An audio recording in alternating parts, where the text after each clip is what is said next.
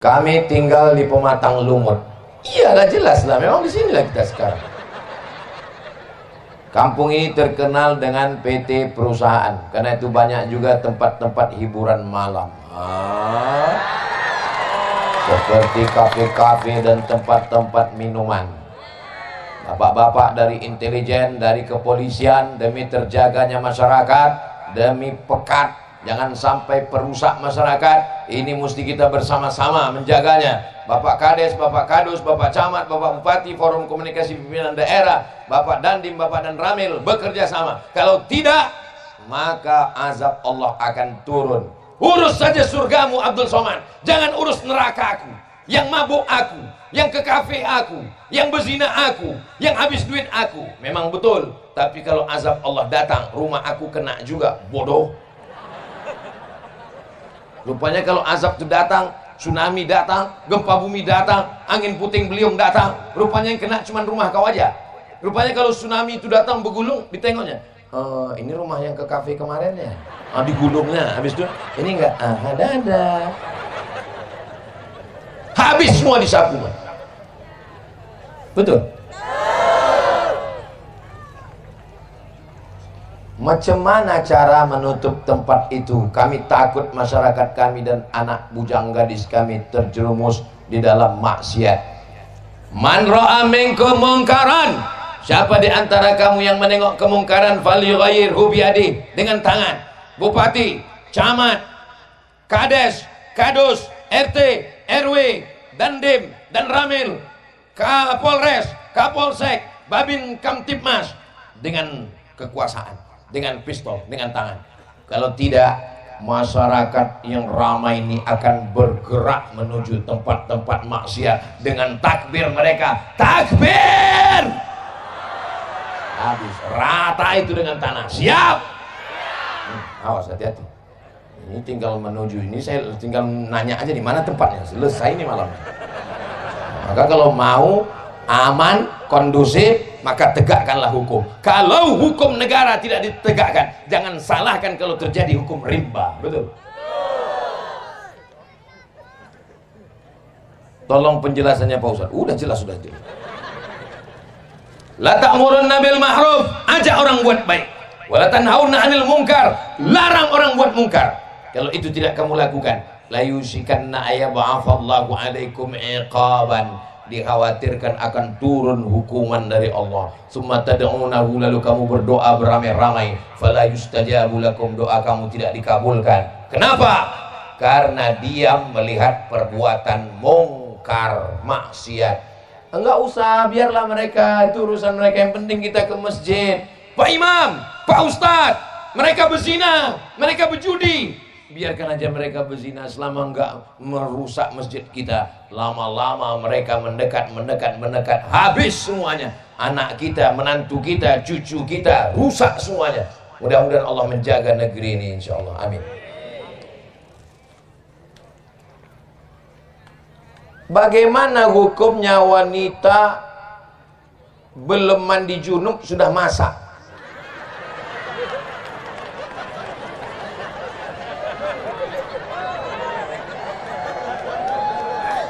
Sebaiknya dia mandi dulu.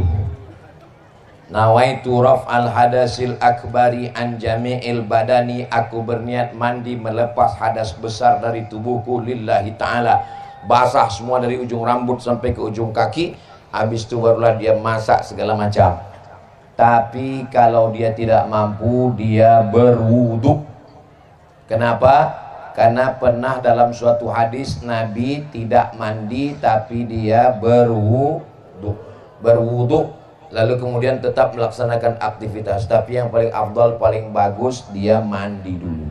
Kalau ada perempuan lalu kemudian dia dalam keadaan berhadas besar, lalu kemudian dia memasak buat teh manis, apakah kita yang memakan masakannya itu dapat bala haram? Tidak. Ini bukan masalah halal haram, tapi ini terkait dengan keberkahan. Keberkahan itu turun karena kesucian. Jadi sebaiknya, seafdolnya adalah mandi. Kalau tidak juga dia berwudu. Misalnya dia sangat sibuk, tidak sempat, anak mau pergi sekolah, maka dia berwudu, habis itu dia masak, dia kasih ke anaknya. Nah ini.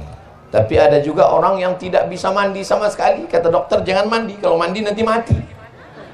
Maka orang yang seperti ini dia tayamum. Dia bertayamum. Dia tayamum pun tak bisa Pak Ustaz, ditayamumkan. Tak juga bisa, kuburkan. Berarti udah mati.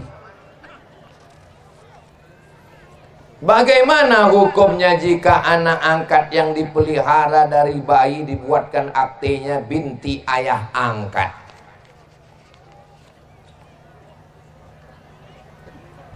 Usama Zaid bin Muhammad. Adakah nama anak Nabi Muhammad namanya Zaid? Tidak ada. Zainab, Ruqayyah, Ummu Kulsum, Fatimah. 4 perempuan. Yang anak laki-laki Al-Qasim, Abdullah, itu yang dari Khadijah. Ada satu yang dari orang Mesir, Maria Al-Qibtiyah, namanya Ibrahim. Tidak ada nama anaknya namanya Zaid. Tapi dari Zaid bin Muhammad turun ayat, maka Muhammadun aba ahadim min rijalikum. Muhammad bukan bapak kamu, walakin Rasulullah, dia adalah Rasul utusan Allah. Ud'uhum li abaihim, panggillah anak angkat mengikut ayah kandungnya. Sedangkan Nabi Muhammad SAW pun tidak boleh memakai nama dia sebagai nama anak angkatnya. Nabi punya anak angkat namanya Zaid bin Harithah. Dipanggil Zaid bin Muhammad, Allah marah. Maka tetap panggil namanya Zaid bin Harithah. Tapi ayah kandungnya kami nggak tahu Pak Ustadz. Saya pas pulang sholat subuh, tiba-tiba dapat anak dalam kardus. Gak mungkin saya buat bin kardus. Kalau dapat anak dalam plastik, jangan pula binti kresek. Lalu pakai bin apa? Bin hamba Allah. Supaya jangan ketahuan pakai bahasa Indonesia bin hamba Allah, bin Abdillah, bin Abdirrahman. Asal jangan bin Abdul Somad. Begitu caranya waktu mendaftarkan aktinya. Jangan takut karena nanti anak angkat lalu dia benci sama kita. Kita lebih takut sama manusia apa pada Allah? Jangan langgar hukum Allah Subhanahu wa taala. Punya anak angkat bagus. Punya anak angkat baik, tapi dengan syarat dan ketentuan berlaku. 3 syaratnya. 1, jangan pakai bin ayah angkat. Jelas? 2, kalau punya anak angkat, jangan berdua-duaan dengan anak angkat di tempat tidur, di ruang dapur, di kamar. Dia udah macam anakku, dia udah macam saudaraku. Berawal dari macam, berakhir dengan macam-macam. Waspadalah. Kejahatan terjadi bukan karena ada niat dari pelakunya, tapi karena ada kesempatan. Betul Pak? Yang ketiga, jangan kalau mati semua harta diberikan ke anak angkat. Kalau aku mati nanti, semua hartaku untuk anak angkatku. Maka kalau kau meninggal dunia, anak angkat cuma dapat wasiat. Tak boleh lebih dari 1/3 harta. Kalau mau menolong anak angkat, kasih dia hibah. Anak angkatku itu ada kebun sawit 2 hektar, ku kasih hibah. Itu ada 1 ruko, ku kasih hibah. Bagaimanapun juga dia adalah anak yang lahir dari hati kita, walaupun tidak lahir dari rahim kita. Ibu-ibu yang punya anak angkat, bapak-bapak yang punya angkat, jaga yang 3 ini. Jangan pakai binti ayah angkat. Jangan berdua-duaan karena kalian tidak mahram, kecuali istri bapak pernah menyusukannya 5 kali kenyang. Saya kan nggak punya anak perempuan nih, saya ingin punya anak perempuan, lalu saya punya anak angkat. Maka yang paling bagus adalah keponakan saya. Saya cari keponakan saya yang mahram dengan saya itu. Kalau kami ingin punya anak angkat laki-laki, keponakan istri saya itu lebih bagus, karena bagaimanapun saya dengan dia mahram saya. Kalau tidak nanti punya anak angkat, pulang kerja yang bukakan pintu anak angkat, yang buatkan teh manis anak angkat. Berawal dari anak angkat, lama-lama jadi bini angkat. Betul Pak? Betul kata Bapak nih. Bukan saya yang buat-buat nih Bu. Ibu jangan kaulah yang nyucikan, kaulah yang masakkan, kaulah yang merawat. Ibu hati-hati, bisa jadi saingan ibu nanti. Betul tak, Pak? Oh, betul kata bapaknya. Saya mau bertanya tentang sholat fardu zuhur. Kita sholat asar tinggal dan maghrib mana ceritanya nih? Makin tengah malam nih makin kacau pertanyaannya. Tentang sholat fardu zuhur kita sholat ya, asar tinggal, maghrib sholat. Pertanyaannya, jatuh fasik kita terus fasik. Orang yang tidak sholat itu dua kemungkinan. Yang pertama kafir. Kau kenapa tak sholat? Menurut saya sholat itu tidak relevan dengan zaman. Kafir itu. Kau kenapa tak sholat? Aduh, aku tahu sholat itu wajib, cuma malas kali aku sholat. Fasik. Kalau orang kafir, ingkar dia dengan sholat, otomatis dia fasah dengan istrinya. Dia tidak lagi berhak serumah dengan istrinya. Kalau dia sudah fasik, kalau dia sudah kafir, maka dia sudah keluar dari Islam. 4, tidak dikafankan, tidak dimandikan, tidak disolatkan, tidak dikuburkan di pemakaman kaum muslimin. Terus kemana? Bawa dia ke Tanjung Jabung Barat, ke Kuala Tungkal, masukkan ke laut. Kalau dia fasik tetap Islam. Kalau dia mati tetap dikuburkan, tetap disolatkan di pemakaman kaum muslimin. Tapi dia fasik, tak dapat hidayah. Bapak ibu adik-adikku hafal semua ayatnya. Yudillu bihi katsiran wa yahdi bihi katsira wa ma yudillu bihi illal fasiqin. Allah tak berikan hidayah kepada orang yang fasik. Mudah-mudahan suami ibu yang belum terbuka pintu hidayah sholat, pulang dari sini dia sholat insyaallah. Sholat. Mencari menantu, sholat. Mencari suami, sholat. Mencari istri, sholat. Apa pula somat? Sholat. Kertas yang terakhir. Apa hukumnya menikahi anak paman?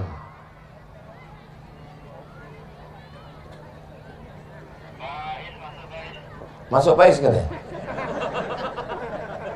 Apa hukumnya menikahi anak paman? Saya adik-beradik dengan Ustadz Dahrizal Dahlan. Misal. Saya adik-beradik kandung dengan Ustadz Dahrizal Dahlan. Saya punya anak perempuan. Ustadz Dahrizal Dahlan punya anak laki-laki. Kemudian saya bilang sama Ustadz Dahrizal Dahlan, Ustadz, daripada harta pusaka kita nih lari kemana-mana, bagus kita nikahkan aja lah anak kita. Boleh apa nggak boleh? Yang yakin menjawab boleh, yang ragu wabanati ammika, anak pamanmu, maka boleh menikah dengan anak paman. Anak saya yang perempuan, ini kan pamannya punya anak, menikah dia dengan anak, maka boleh. Di Jawa itu biasa anak kiai adik-beradik anaknya nikah. Kenapa? Karena antara anak ini anak kiai, anaknya Gus, ini kiai, anak perempuannya apa tuh kalau yang perempuan? Kalau udah tua Nyai, kalau yang muda Ning. Dinikahkan Gus dengan Ning, nanti akan melahirkan lagi kiai-kiai. Karena mereka menjaga terah itu, menjaga darah biru itu. Maka menikahkan nih.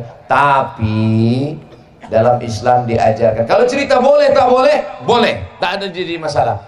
Tapi disuruh irtaribu tasihhu, menikahlah kamu dengan orang asing, maka itu lebih sehat. Bukan hadis Nabi, ucapan Sayyidina Abu Bakar Siddiq. Kenapa? Karena kalau terlalu dekat dikhawatirkan gennya terlalu dekat. Lagi pula kalau nikah saudara ini masalahnya nanti kalau terjadi sesuatu putus persaudaraan. Maka menikah dengan lain suku, apalagi di Jambi ini macam-macam suku ada Melayu, ada Bugis, ada Banjar, ada Jawa, ada Batak, ada Sunda. Bagus. Khalaqnakum min dzakarin, kami ciptakan kamu dari laki-laki, wa unsa perempuan. wa ja'alnakum syu'uban wa qabaila. Kami jadikan kamu suku-suku berbangsa-bangsa. Lita'arafu, supaya kamu saling kenal mengenal. Saya nggak mau mantu dengan orang Batak. Kenapa nggak mau? Karena kami nanti kalau mantu sama orang Batak rugi Pak Ustadz. Kami emas jadi tulang. Ini karena nggak kenal aja. Kalau dia udah kenal baik nggak masalah. Ini kenal dengan baik. Datanglah orang Minang ke restoran. Orang Sumatera Utara datang ke rumah makan Padang. Orang Sumatera Utara kalau jumpa itu pertanyaannya biado. Biado itu artinya apa kabar? Biado. Dijawab sama orang Minang, babi nado nado kambiang. Padahal biado itu artinya apa kabar? Jadi kita ini mesti belajar bahasa, tutur kata, sopan santun, budi bahasa. Kita di Sumatera ini rata-rata kuat, suaranya keras. Aceh keras, Sumatera Utara keras, Sumatera Barat keras. Kenapa suara kita di Sumatera ini keras? Ada dua sebab. Yang pertama karena bukit-bukit angin kencang. Yang kedua karena rata-rata makanannya cabai pedas semua. Orang kalau pedas tuh keras semua. Wah. Tapi kalau kita ke Jawa Barat, itu sudah bilang kumaha atuh daun. Lembut. Kenapa di sana tuh lembut? Karena makanannya pucuk-pucuk daun. Daun-daun hijau dan dia masak pakai gula. Pergilah ke Jawa Tengah, di Yogyakarta itu, gudeg itu. Saya makan gudeg ditanya orang, enak Pak Ustaz? Rasa kolak, aku rasa saya bilang. Ini faktor makanan. Nah, jadi kita kalau udah kenal dengan orang, kita tidak menyalahkan lagi semua saudara kita. Di Indonesia ini kita diikat dengan dua persaudaraan. Saudara yang pertama adalah saudara la ilaha illallah Muhammadur Rasulullah. Andai kita tidak seagama, kita tetap bersaudara, sama-sama warga negara Kesatuan Republik Indonesia, Undang-Undang Dasar 1945 dan Pancasila. Merdeka! Tapi kita tidak akan merdeka kalau tidak ada teriakan Allahu Akbar. Jadi kalau ada orang mengatakan siapa yang berteriak merdeka, berarti dia anti Pancasila. Siapa yang berteriak Pancasila, berarti dia anti Allahu Akbar. Ini orang nggak ngerti sejarah. Kita bisa berteriak merdeka itu karena orang yang berteriak takbir merdeka. Nah, itu berarti tandanya saya udah ceramah 1 jam 10 menit. Ini melanggar kode etik. Karena di mana-mana saya ceramah 1 jam, tiba-tiba di Pematang Lumut bisa 1 jam 10 menit. Tapi nanti kalau ada yang nanya, kenapa kemarin itu di Pematang Lumut lewat 10 menit? Karena di sana anak muda semua. Di akhir majelis, mari kita berdoa, mudah-mudahan Pematang Lumut dijaga Allah Ta'ala, anak-anak mudanya dijaga Allah Ta'ala, yang masih jahat dibukakan Allah pintu hidayah, yang sudah kita doakan tetap juga jahat dibukakan pintu liang lahat. Jangan diaminkan. Ala hadhihi niyah, untuk niat yang baik-baik. Al-Fatihah.